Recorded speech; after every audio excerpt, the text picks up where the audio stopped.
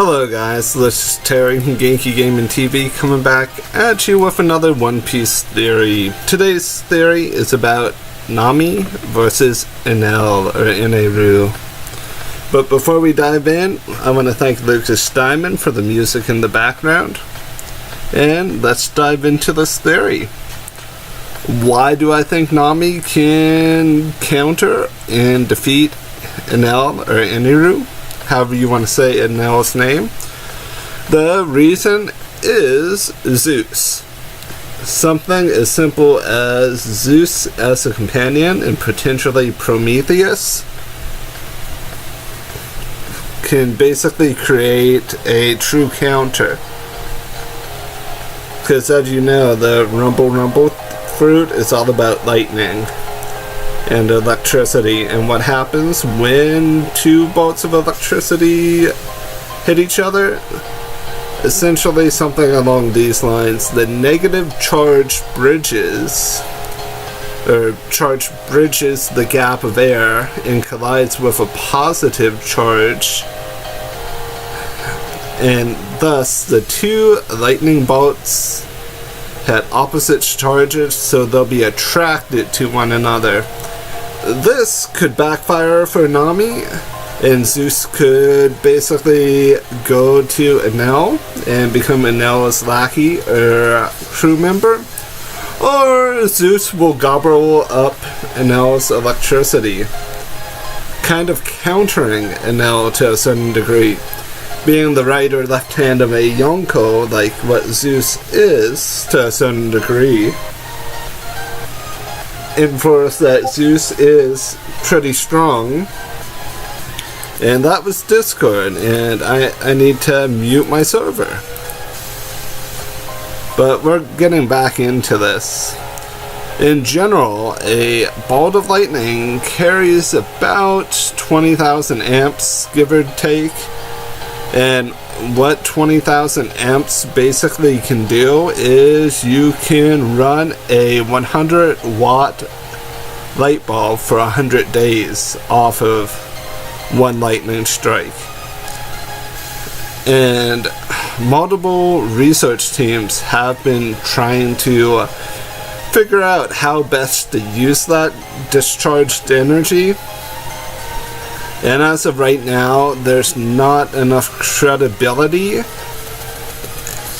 in regards to a way to actually set up capacitors without the chance of a bolt of lightning overcharging it or hitting where the electricity is being stored at.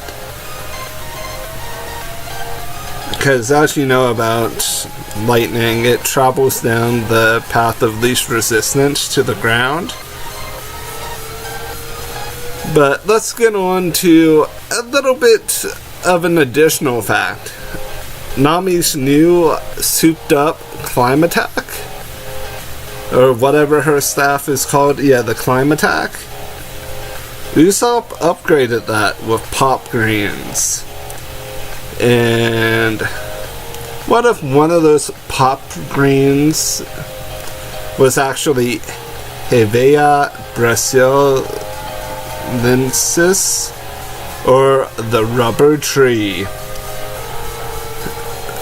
In layman's terms, a rubber tree is basically tapped for its latex, which is then turned into rubber.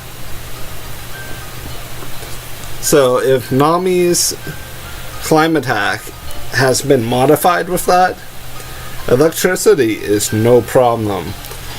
She doesn't have to worry about any real shock, as long as she has that to a certain degree.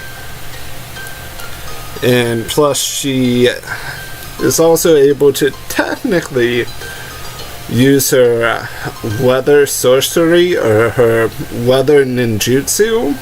At least that's what they're referring to it in Wano as, to basically counter Enel. Because Nami doesn't have to use lightning.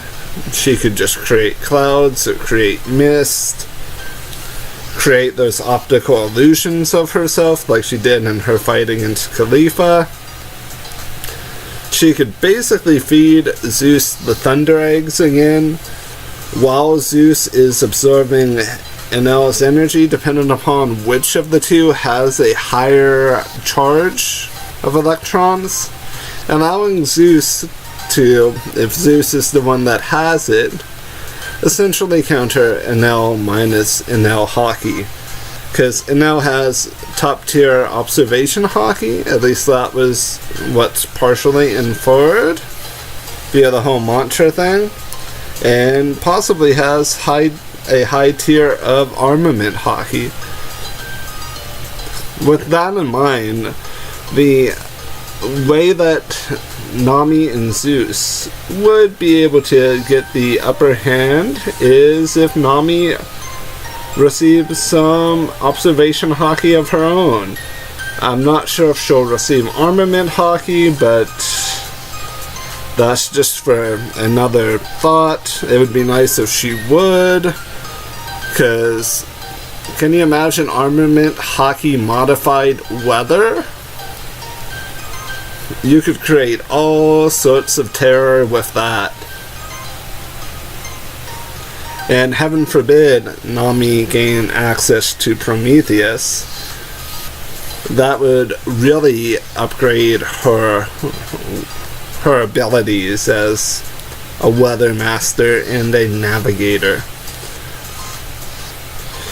But attaining Prometheus is a little bit doubtful, because she can basically leave with having Zeus alone and still be able to partially counter Enel, allowing someone to be able to take him out, including herself or one of her mirages.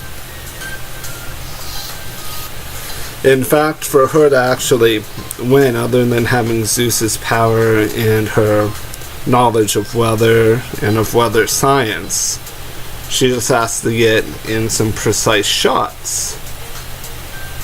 And as long as her climb attack is made out of a rubber-like material akin to latex, she will be able to do it. And in general, just to go back to the latex process or tapping process, normally they tap these rubber trees for about 30 years before cutting them down. And if a pop green would happen to have a supply of latex that is even half of that, it would mean that her climb attack is pretty much sealed in it and protected by it. Even the fact that the staff is able to grow and extend kind of hints at it being modified with some sort of latex-like material that would allow it to extend and retract. I mean, it can still have what the original staff was made out of within its core as well as dial technology. But at the core now, the modifications with the pop greens and this latex-like substance that allows it to have a little bit of growth and expansion really gives Nami a proper way to, I don't want to say close distances, but she'll be able to strike a little bit quicker and more fluidly to a certain degree if she's able to extend her climb attack while, let's just say, swinging it towards Enel. It would have more of a bow staff effect to that degree. And with that being said, that's just about it for the theory. In a way, this does really give us a lot to work with when we bring Zeus and Prometheus both into the equation. That it would be possible for her to defeat Enel, or Eneru. Even with Zeus alone, it ups her odds immensely. So here's hoping that Big Mom allows Zeus to stay with Nami. Hey, she is feeding Zeus, and Zeus could act like a Vivari card if Big Mom isn't taken down, and if Big Mom becomes an ally potentially. And that could lead to some other interesting things. because eventually all four Yonko will bow to the Pirate King. I've been Terry with Genki Gaming TV. You guys have yourselves a wonderful, blessed morning, afternoon, and or evening. And I'll see you in the next one. Bye.